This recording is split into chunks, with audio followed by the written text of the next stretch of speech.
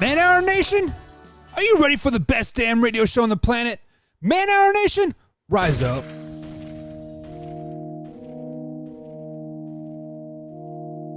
You don't want to be every time, no. I would like to personally welcome you to Man Hour After Dark. Say that while I bring you the host, Mike, Buck, and Cone. You know who coming to the stage sports talk than what you about to hear right here. I second that. Go.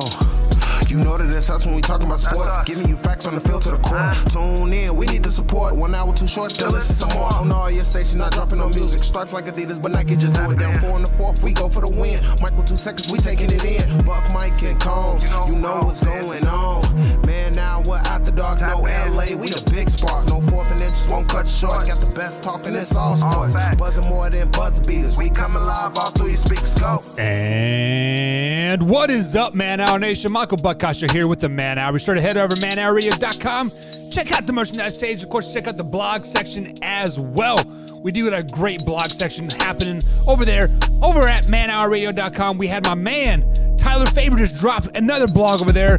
Top 4 can't miss running backs this year in the NFL fantasy draft. So if you guys are interested in the fantasy draft, be sure to check out that blog section over there at manhourradio.com.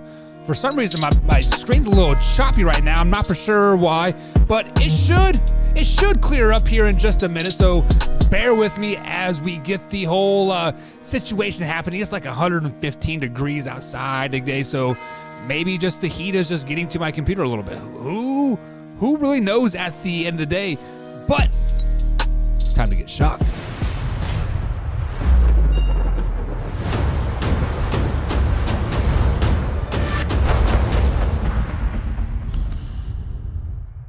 As you guys have heard by now, my man Deshaun Watson, not really my man, but Deshaun Watson has officially been suspended 6 games in the NFL season pending a NFL appeal. Now, if it is appeals, obviously who knows how long that will draw out. Let's look at Zeke Elliott just a couple years ago. But with that being said, guys, I think the NFL got this one wrong. Now, we've seen all the memes, we've seen all the posts on Twitter, Facebook, Instagram, etc.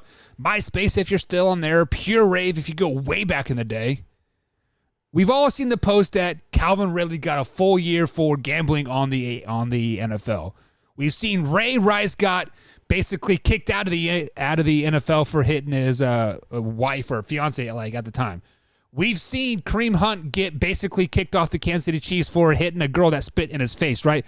We have seen everything out there. But let me tell you why the NFL got this one wrong. Now, on those other policies, yes, those people deserved to get the suspensions. They deserved to get the year, the 6 months, whatever it was. Why?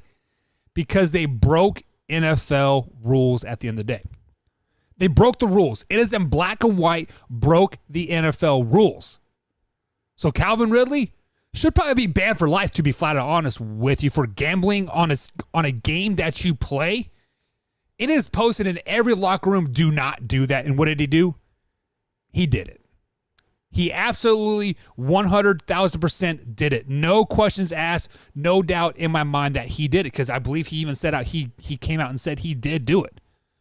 Now, Deshaun Watson, he was accused, keyword there, accused of 26 plus sexual assaults. He was accused of happy endings, right? But the owner paid for these massages. The owner lined these women up damn well knowing that he wants to keep his quarterback happy. Knowing damn well that the quarterback wants to bust something off, and these girls will happily do it for them for $5,000, $10,000, $20,000, whatever the owner was paying for them at the time. This isn't your $100 hour massage. These were $15,000, $20,000, $30,000 massages. Let's just be flat honest about it. Now, the only reason why this is bad is because these women come out and said, oh, he forced me to do this. Was he forcing you to do it 3 years ago when you did it and never said anything? Absolutely not. The reason why it is a big deal now is because you saw Deshaun Watson get, $350 million, right? That is what we saw. That is what we saw. Now, with that being said, the NFL got this wrong because Deshaun Watson never got in trouble. He was never charged criminally, federally, whatever, right? He was never found guilty in any of those civil suits. Not one of them. So why does a person need to be suspended for 6 games when he did nothing wrong? He basically, the only thing that he did wrong was assuming that these women would not, I guess, say anything or try to come after him, right? It is almost like when a woman sleeps with a man, maybe they've had a few drinks, and then the next day they regret it and then, oh, he raped me. It's called regret at the end of the day. These women voluntarily did this. Why do I say that? Because it took them 3 to 4 years to come out with this. It took $350 million contract to come out and say this. Actually, at the time, I guess it was like $120 million, whatever Houston signed it for, right?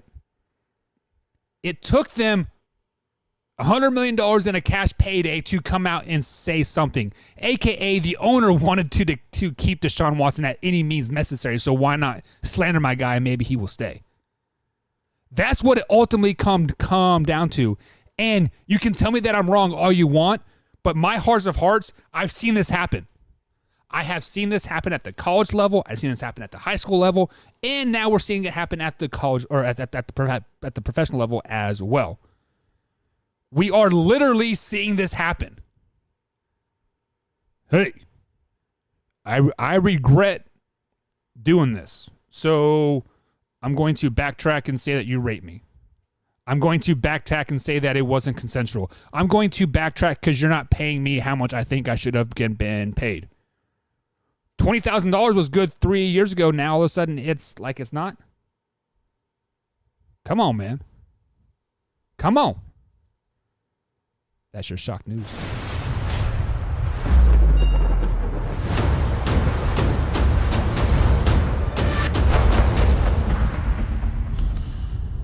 All right, guys, it is time to get into the brass nass tuckles of this today's show here. We got a great show for you lined up. We're going to finish our NFL breakdown as training camps does start. The NFL season starts August 4th, a couple days away. Wow. Can you wrap your head around that? The Hall of Fame game is August 4th, 3 days away right here if you listen to us live on youtube.com/manhour at 8 p.m. East Coast time every Monday through Thursday. If you're listening to us on to us 313 The Flash, big shout out to my man Montez over there. Montez is doing great work, guys, for 313 The Flash. He is letting Buck Nasty and the Man Hour crew be themselves, and he promotes us. I love it. I love it. I love it. Thank you, Montez, for your great work over there. But like I said, if you guys have not joined us over here at youtube.com/manhour yet, be sure to hit that subscribe button, hit that like button as well. And of course, hit that bell icon because we got clips loaded for you guys every 3 hours, 24 hours a day, 7 days a week. So if you missed any part of the show whatsoever and you want to say, what are the Chiefs going to do in 2022? What did Buck say back on July 15th before training camp even start? What were they going to do? Was it 12-5? Was it 13-4? Who knows? Go back over there, youtube.com/manhour. We got every NFL team playlist back there.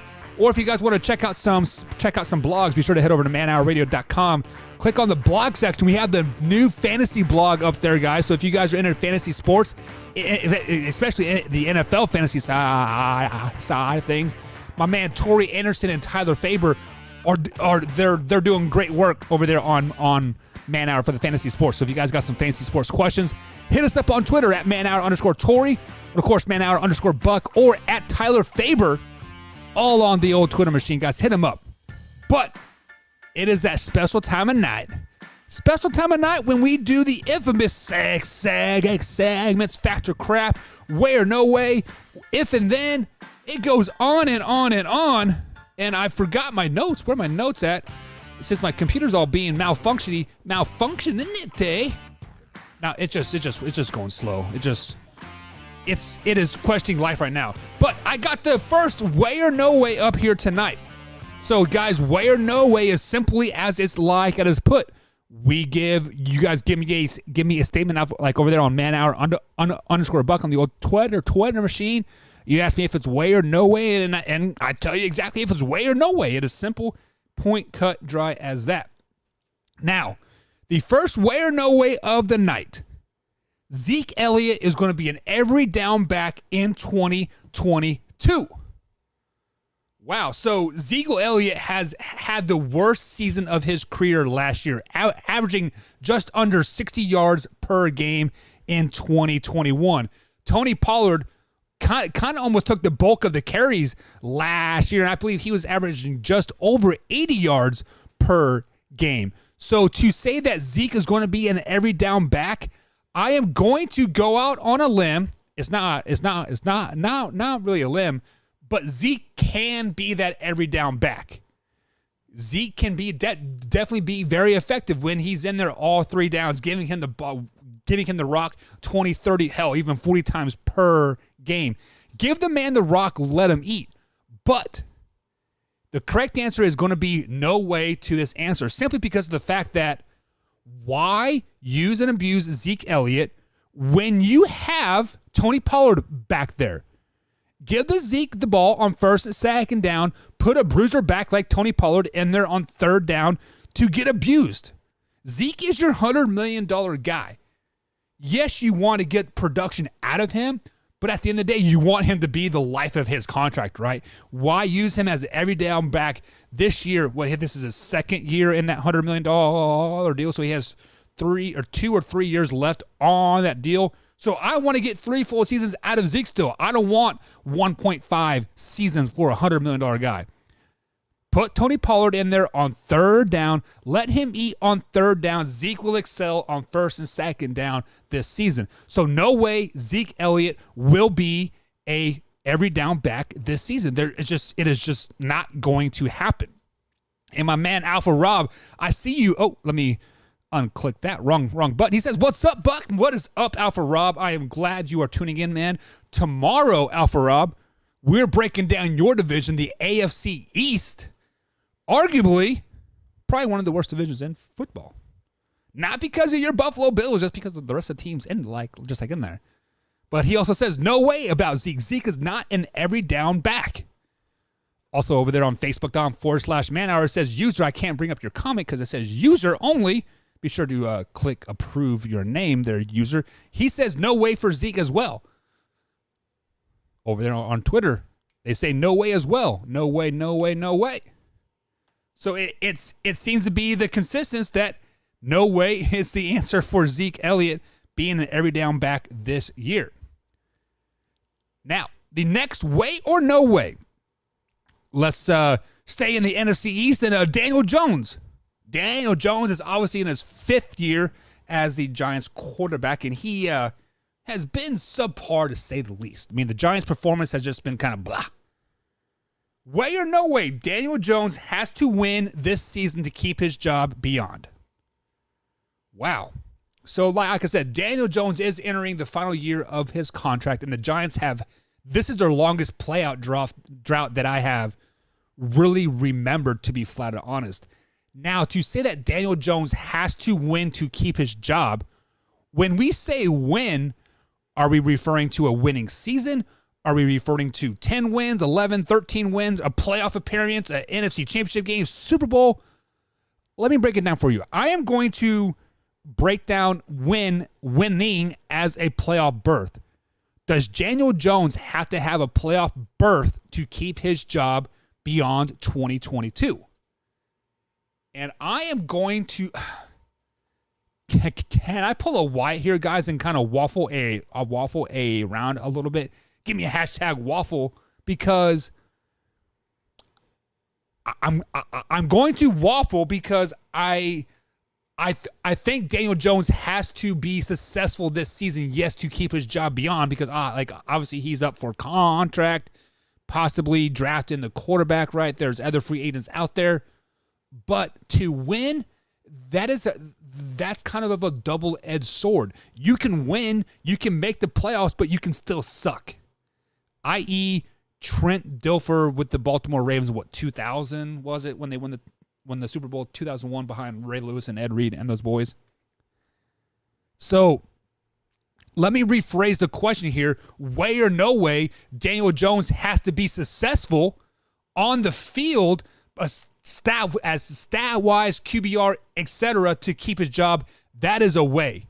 That is 100% way. Daniel Jones has to be successful on the field to keep his job beyond. Because if we look at it, look at the Giants' new head coach. He was the Buffalo Bills offensive coordinator. He came from a winning culture. He come from a cutthroat quarterback. Let's just be honest, guys. Josh Allen is a cutthroat quarterback. He started a fight with his lineman like the second day of camp. Not his lineman, but the defense of lineman, just because he patted him on his head or something crazy. He is a freaking man, right? Daniel Jones is kind of like the Pillsbury Doughboy. I kind of feel like he doesn't have that it factor. He doesn't have that really fiery nature. And I think D-Ball is the fiery nature type of guy. So definitely Daniel Jones has to be successful on the stat category, QBR, and the eye test. He has to pass that eye test to keep his job beyond. Winning is not the answer. Being successful, showing improvement, showing that you have a high ceiling and a low floor is key for Daniel Jones this season. 100%. So Alpha Rob says, way about Daniel Jones. He has to show something. D-Ball has no loyalty to him, aka he did not draft him. Yeah. When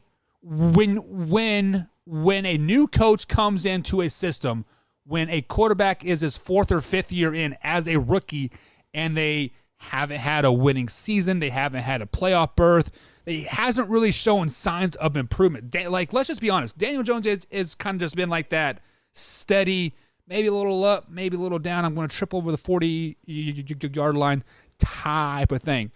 As a third, fourth, fifth year player, on your first deal, we kind of want to see you do this. We want to see a steady improvement year in and year out. And Daniel Jones, he has not had that. Yes, I know he has gone through what?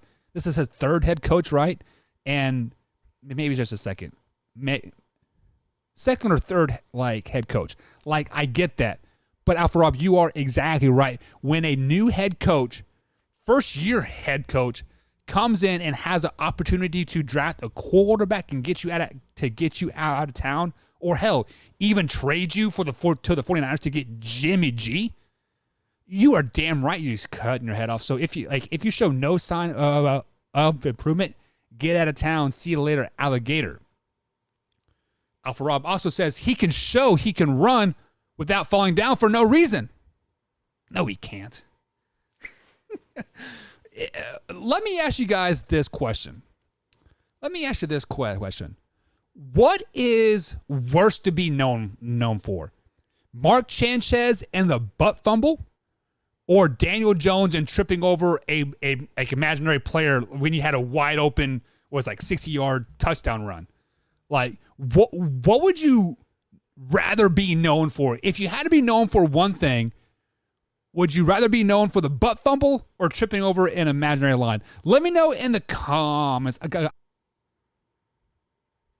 So, guys, apparently my stream has stopped, and I'm not for sure what exactly is going on here. RB back. I'm not for sure what exactly is going on. It says stop stream. What the hell?